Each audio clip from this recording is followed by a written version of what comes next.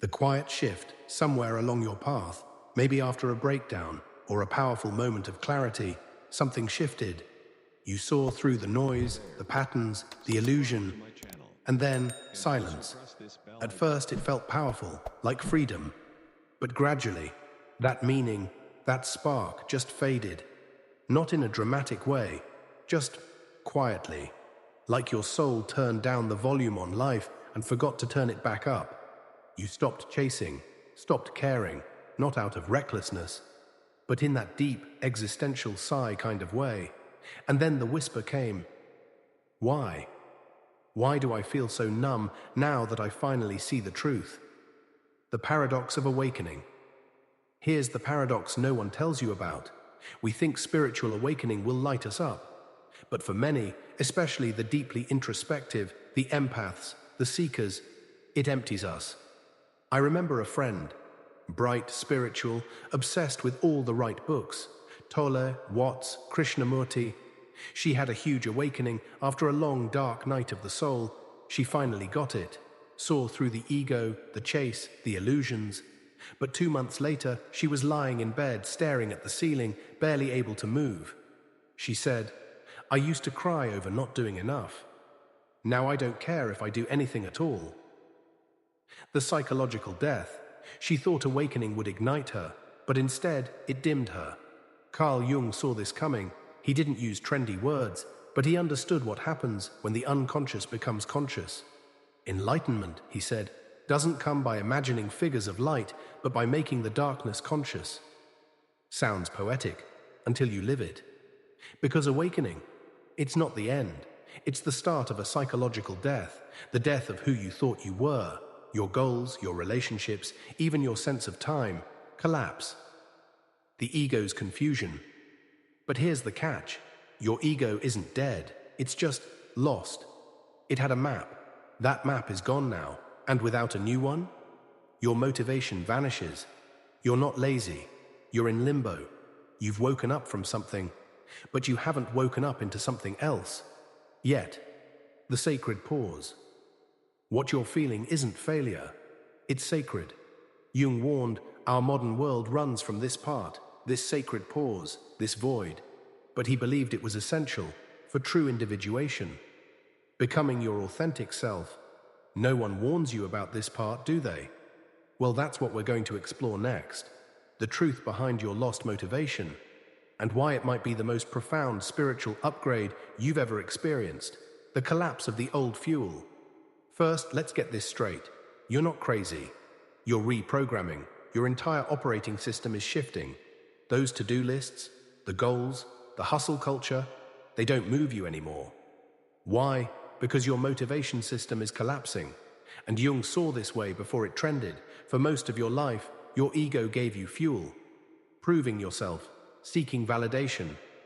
That's not wrong. It's how we all start. Jung called it the persona, the mask we wear, but awakening tears that mask off. And now, you see the game, and you can't pretend to play anymore. The recalibration of the soul. Without the mask, your old goals don't fit. You didn't lose drive. You outgrew the fuel. And Jung taught, we're not here to destroy the ego. We're here to align it with something greater. He called it individuation. Becoming whole.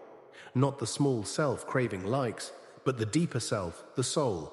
And this self, it doesn't care about clarity or status. It cares about truth. So your psyche begins rejecting anything fake. Jobs, dreams, even relationships. Not out of coldness, but because they no longer resonate. The trap of bypassing. That's why awakening feels so disorienting. And here's the danger. If you stop here, you get stuck. Many fall into the trap of spiritual bypassing. They convince themselves nothing matters. They float, they numb, they confuse detachment with disengagement.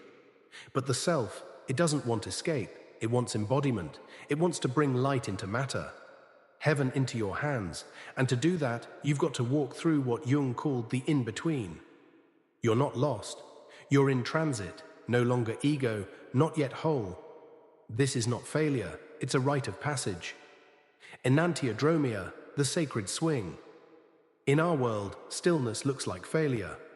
But Jung had a name for this sacred swing, enantiodromia, where things turn into their opposite. After ego-driven striving comes soul-level stillness. You go from "I must do everything" to "why do anything?" This swing is ancient. It's the hermit phase, the goo phase in the cocoon, not a caterpillar, not a butterfly. Just soup, and goo doesn't hustle, it dissolves.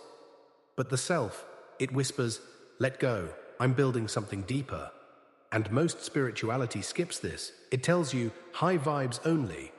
But Jung would say, if you skip the darkness, you skip the gold. The inner rebirth shadow work, integration. This is where the soul rises. And yes, it stalls your drive on purpose, so you can feel, witness, reclaim. That's the real work. But something beautiful happens when you stop resisting. Motivation returns. But it's different now. It's not panic-driven. It's soul-led. It feels like remembering, not chasing. This is the emergence of the self, not as a concept, but as your inner compass. You've walked the void. Now, something stirs, not lightning, not fireworks, but a quiet nudge.